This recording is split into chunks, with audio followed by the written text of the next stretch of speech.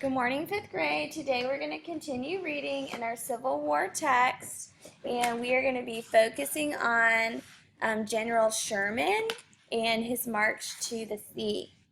Before we get started, we have a quick write. It says, describe a time when you wanted something so badly you would do anything to get it. What did you want and what were you willing to do? Press pause to write down your answer and play when you're ready for the focus question and vocabulary. The focus question says, what is the main idea of the text, and how did the events like March to the Sea contribute to the end of the war? Our vocabulary for today is surrender. That's when the enemy gives up. They submit to their opponent. And this middle picture is an example of the British surrendering to the Patriots. We know they're surrendering because they have a white flag. It's a symbol of surrender. The second word is conquer, and that's when you overcome or take control of someone or someplace through force. And so this wrestler conquered his opponent, his wrestling opponent, and he won. And then the last one is tarnish, and that's when, silverware loses its luster, it's not as shiny, it's not as silvery. It can also describe, you could tarnish your reputation, meaning people don't think as highly of you as they once did. Turn the page, and we are on pages 54 and 55 in the Civil War text. And before we get started reading, we're going to ask a how or why question about the title to come up with our main idea. And so the title is March to the Sea.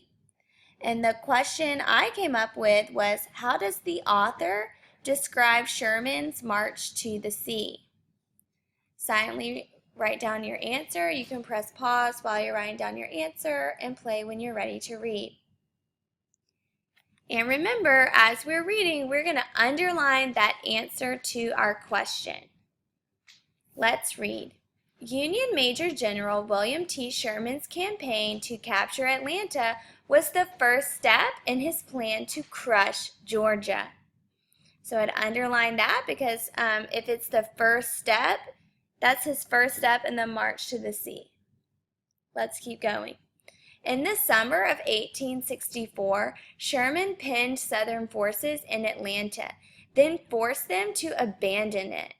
His troops rested there from September 2nd to November 12th, then burned much of the city to the ground. His men then marched west to Savannah on Georgia's Atlantic coast. All along their route, the soldiers burned towns, leaving civilians homeless and hungry. I also underlined that because it describes what Sherman and his men were doing as they marched to the sea.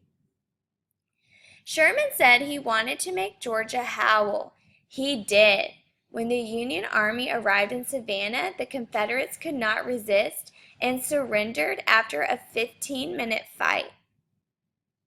On December 21st, Savannah's Confederate commander, General Hardee, had his troops leave the city. Union troops paraded through the streets celebrating their victory. And so when we're thinking about how the author describes Sherman's march to the sea, we know that during Sherman's march to the sea, he destroyed every major city in Georgia, leaving several people homeless and hungry. So we would write that down in box 1. During his march to the sea, Union Major General William T. Sherman destroyed every major city in Georgia, leaving several people homeless and hungry. Press pause to write down your answer and play when you're ready to keep reading. We're at the top of page 55 at the picture and caption that says fake guns. Let's read. Sherman's men ran into small Confederate fortifications along the march to the sea. Sometimes the fort's cannons were actually logs that had been cut and painted to look as though they were big guns from a distance. This painting shows Union soldiers surprised at discovering that they were only threatened by logs. The question asks us, why did the Confederates disguise logs as cannons? And if we go back in our caption, we know that they painted them to look like big guns from a distance. So that means that they wanted the Union soldiers to believe that they had powerful weapons at their fort. And that might discourage the Union soldiers from starting a battle if they thought they had all of these like huge weapons that could kill the Union. So in 2A, we would write, Confederates disguised logs as cannons to intimidate the Union soldiers. Press pause to write down your answer and play when you're ready for 2B. It says, what effect did these actions have on the Union soldiers? And if we go back in our text, it tells us that the Union soldiers were surprised when they discovered that they were threatened by just logs, when they were surprised that they had been tricked.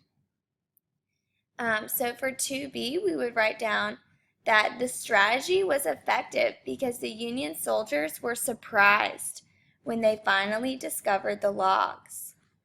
Press pause to write down your answer and play when you're ready for box 3. For box 3, we're on the bottom of page 54 at the picture and caption that says Atlanta's railroads destroyed. It says Confederate General John Hood commanded the troops inside Atlanta. As he retreated from the city, he had his men destroy Atlanta's railroad roundhouse and burn the railroad cars.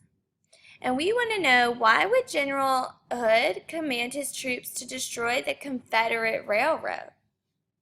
And so if we're thinking about it, we know that railroads are used to transport soldiers and supplies. And if the Union took over Atlanta, they would also have access to the railroad.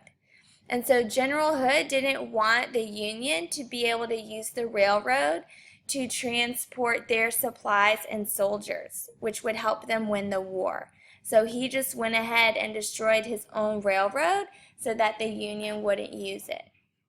So in 3A, we would write, General Hood commanded his troops to destroy the Confederate railroad because the Confederates used the railroad to transport supplies and soldiers, and he did not want the Union to have access to it. Press pause to write down your answer and play when you're ready for 3B.